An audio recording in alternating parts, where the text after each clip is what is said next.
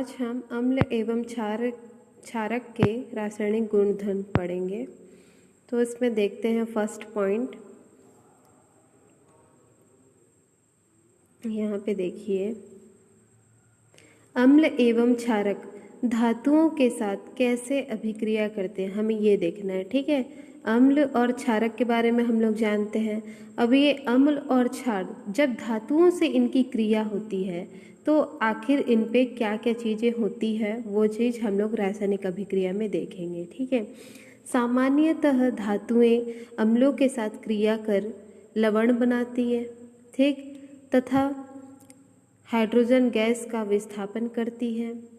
अम्ल की धातु के साथ अभिक्रिया को इस प्रकार व्यक्त करते हैं। ठीक है, देखिए यहाँ पे डिटेल्स में, यहाँ पे देखो अम्ल प्लस धातु लिखा है ना, फिर एरो का साइन दिया है, उसके बाद क्या बताया है, लवण, और प्लस क्या है, हाइड्रोजन गैस।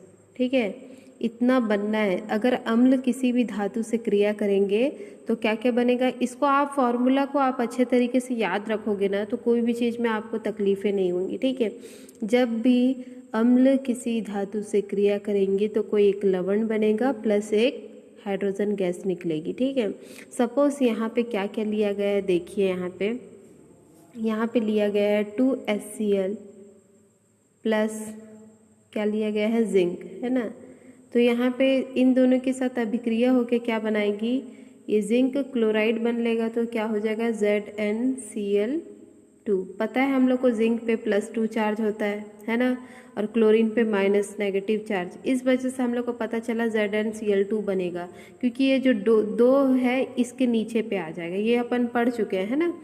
तो ये बन गया। ठीक है, सेकंड देखिए, अगर कोई क्षार किसी धातु से क्रिया करता है तो तब क्या बनता है, तो भी जाहिर सी बात है एक लवण बनेगा और प्लस क्या होगा, एक हाइड्रोजन गैस रिलीज होगा। ठीक है, तो यहाँ पे देखिए अभिक्रिया में देखो जो क्षार अपन लिए हैं वो कैसा है, देखो सोडियम हाइड्रोक्साइड, ठीक है, NaOH, ठीक है, ट्वाइस में लिए हैं। ये कैसा है फॉर्म पे, एक्वस फॉर्म पे, जलीय विलयन है इसका, प्लस क्या है, देखिए जिंक ले रहे हैं। ठीक है, ये क्या है, सॉलिड फॉर्म पे है, प्लस एक धातु है।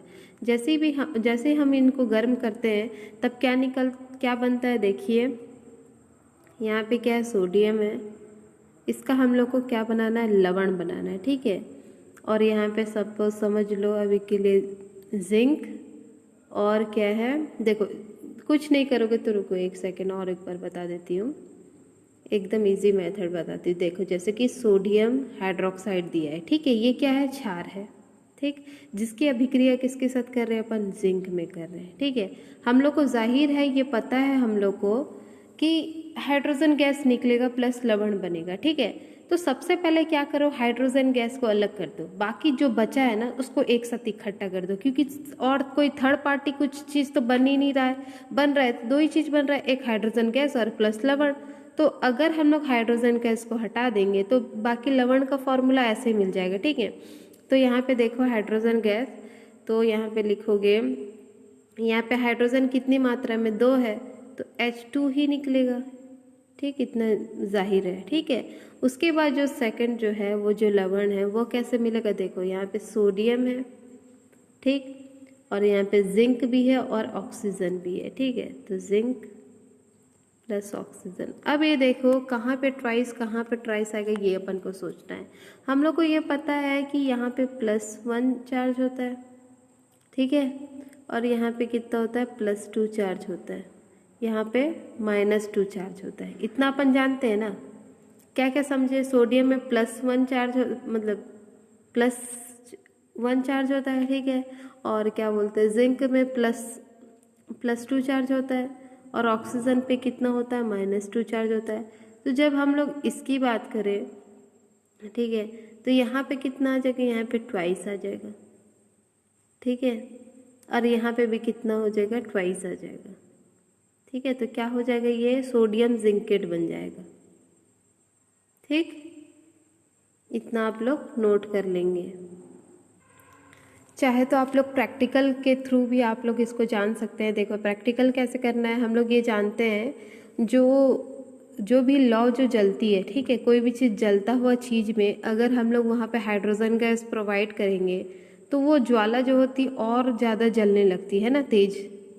तो देखो यहाँ पे जैसे कि ये जलाया गया है ना, परख नली से क्या कौन सी गैस निकल रही है, हाइड्रोजन गैस प्रोवाइड हो रही है, ठीक है, हाइड्रोजन गैस निकल रही है। तब उस पर ज्वाला जब हम लोग उसको में लेके जाते हैं तो कैसा हो रहा है, वो और ज़्यादा चढ़ चढ़ आवाज़ के साथ वो क्या हो रहा है, जलने लग रहा है ना। तो ये जो दिए गए हैं क्रियाकलाप, अगर आप ऐसा करके अगर ऐसा प्रोसेस करोगे तो आपको पता चल जाएगा कि जो भी अभिक्रिया है उसके फलस्वरूप हाइड्रोजन गैस निकल रही है, ठीक है। इसमें क्या किया गया है, धातु के साथ मतलब अम्ल या फिर क्षार को लेके जब उसमें रिएक्शन कराए तो हाइड्रोजन गैस निकला। अब उसी में हम लोग ज्वाला उसके सामने पे जब हम लोग लेके जाते हैं तो वो ज्वाला जितने लॉ से जलता रहता है तो उससे ज़्यादा जलने की कोशिश होता है, ठीक है। तो उससे हम लोग को पता चल गया कि जो निकलने वाली गैस है वो हाइड्रोजन गैस है करके। अब देखिए, अब एक पॉइंट देखिए, यहाँ पे लिखा हुआ है कि अम्ल धातु कार्बोनेट एवं हाइड्रोजन कार्बोनेट के साथ कैसे अभिक्रिया करती है ना। अब अम्ल मतलब अम्ल जो कैसा होता है, अम्ल हाइड्रोजन प्रोवाइड करता है, ठीक है। अब धातु कार्बोनेट मतलब कोई भी एक धातु होगा, ठीक है, जो कैसा होगा, देखो यहाँ पे रुकिए, धातु कार्बोनेट लिखा है ना, धातु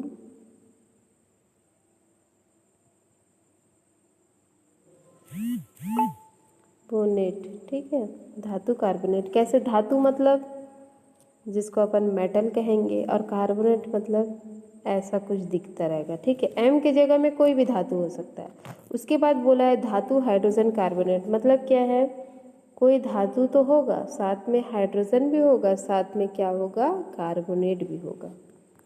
ऐसा को अपन क्या बोलेंगे, इसको मेटल कार्बोनेट है तो ये मेटल हाइड्रोजन कार्बोनेट, ठीक है। तो इसी को बोल रहे हैं धातु कार्बोनेट, इसको बोल रहे हैं धातु हाइड्रोजन कार्बोनेट, इतना ध्यान में रखना, ठीक है। अब ये बताया गया है जो भी धातु कार्बोनेट या फिर मेटल कार्बोनेट है उसके साथ अगर हम लोग अम्ल की अभिक्रिया कराते हैं तो उसमें 3 प्रोसेस चीज़ बनते हैं, ठीक है। पहले लवण, फिर कार्बन डाइऑक्साइड प्लस जल बनेगा, ठीक है। इतना समझ में आ रहा है, देखो इसको फॉर्मूला बेसिस पे समझा रही हूँ। सपोज कोई मेटल कार्बोनेट होगा, ठीक, जिसकी अभिक्रिया अपन किसके साथ कराएंगे, कोई भी एसिड, ठीक है, एसिड के साथ कराएंगे, तब हम लोग को क्या क्या मिलना है, देखो तब हम लोग को लवण मिलेगा। लवण को क्या बोलते हैं, सॉल्ट बोलते हैं, ठीक है। प्लस अपन को क्या मिलेगा, H2O, ठीक, प्लस अपन को क्या मिलेगा, कार्बन डाइऑक्साइड, ठीक है। क्या क्या बोली, मेटल कार्बोनेट की अभिक्रिया, ये फॉर्मूला है, इसको आप लोग ध्यान से याद रखेंगे, ठीक है। मेटल कार्बोनेट को जब भी हम लोग एसिड के साथ रिएक्ट करते हैं तो हम लोग को एक बनता है सॉल्ट जिसको अपन लवण कहते हैं, सेकंड बनता है वाटर, और थर्ड जो पार्टी बनता है वो क्या बनता है, कार्बन डाइऑक्साइड। ये इसका फॉर्मूला है। अब इसको जैसे एग्जाम्पल के थ्रू हम लोग सॉल्व करेंगे तो हम लोग को और क्लियर होगा, ठीक है। ये तो रहा मेटल कार्बोनेट का। अदरवाइज अगर हम लोग देखें कि हम लोग को क्या करना है, मेटल हाइड्रोजन कार्बोनेट के साथ भी अगर हम लोग को रिएक्शन करवाना है, किसके साथ, प्लस एसिड के साथ, तो एसिड के साथ अभिक्रिया कराने पर भी एक सॉल्ट बनेगा, लवण, ठीक, सेकंड कार्बन डाइऑक्साइड, थर्ड क्या बनेगा, H2O, ठीक है। इतना समझ में आया, ये बनना निश्चित है, समझ लो। अब यहाँ पे रिएक्शन देखो, यहाँ पे है मेटल कार्बोनेट की जगह हम लोग सोडियम कार्बोनेट ले रहे हैं, सोडियम, ठीक, कार्बोनेट। अब देखिए कि कहाँ पे ट्वाइस आएगा, कहाँ पे नहीं आएगा, वो देखते हैं। हम लोग जानते हैं कि कार्बोनेट पे -2 चार्ज होता है, इस पे 1, तो ये जो 2 होगा यहाँ पे 2 नीचे आ जाएगा, ठीक है। तो इस वजह से ऐसे फॉर्म होगा। ये कैसे ले रहे हैं, सॉलिड फॉर्म में ले रहे हैं, ठीक। प्लस अपन क्या ले रहे हैं, कोई अम्ल, सपोज हम लोग HCl अम्ल ले रहे हैं, ठीक है, हाइड्रोक्लोरिक अम्ल ले रहे हैं, इनका जब हम लोग रिएक्शन कराते हैं तो एक लवण बनेगा। लवण में सपोज समझ लो यहाँ पे क्या दिख रहा है, देखो Cl दिख रहा है। एक Cl को एक Na के साथ लोगे तो क्या बनेगा, ये NaCl। लेकिन देखो यहाँ पे Cl कितना दिया है, 2 दिया है, और यहाँ पे भी सोडियम कितना है, 2 है, तो सीधी सीधी इसमें 2 लिख देंगे, ठीक है। मतलब 2 अणु निकल चुके हैं, समझ लो किसके, एक सोडियम के, एक मतलब सोडियम क्लोराइड के 2 अणु निकल गए हैं, ठीक है। यहाँ पे क्लोरीन था, यहाँ पे सोडियम था, तो सोडियम क्लोराइड बनता है। लेकिन यहाँ पे क्लोरीन 1 नहीं था, 2 था, और यहाँ पे सोडियम भी 2 था, तो 2 करके सामने में ही 2 लिख दिए, ठीक है। प्लस यहाँ पे देखिए हाइड्रोजन कितना है, 2 है। यहाँ पे ऑक्सीजन कितना है, 3 है। तो एक ऑक्सीजन को 2 हाइड्रोजन के साथ रिलीज करा के क्या बना सकते हैं अपन, H2O बना सकते हैं। प्लस क्या बचा, यहाँ पे देखो कार्बन डाइऑक्साइड बचा, एक ऑक्सीजन इधर देने के चक्कर में, मतलब जल को एक ऑक्सीजन मिल गया है तो यहाँ पे जल बन गया। लेकिन यहाँ पे बचा कितना अभी फिलहाल, यहाँ पे कार्बन डाइऑक्साइड बच गया, ठीक है। क्या क्या बना इस अभिक्रिया में, देखो जब भी हम लोग मेटल कार्बोनेट की अभिक्रिया किसी एसिड के साथ कराते हैं तब हम लोग को क्या क्या प्राप्त हो रहा है, ध्यान देना, ठीक है। मेटल कार्बोनेट है, कैसा पता चला, क्योंकि सोडियम क्या है, एक धातु है, और प्लस उसमें कार्बोनेट है तो मेटल कार्बोनेट। इसकी अभिक्रिया अपन किसके साथ करा रहे हैं, जल के साथ करा रहे हैं, सॉरी जल बोल रही, एसिड के साथ करा रहे हैं। एसिड के साथ कराने के बाद हम लोग को क्या मिल रहा है, एक लवण प्राप्त हो रहा है जो HCl है, ठीक है।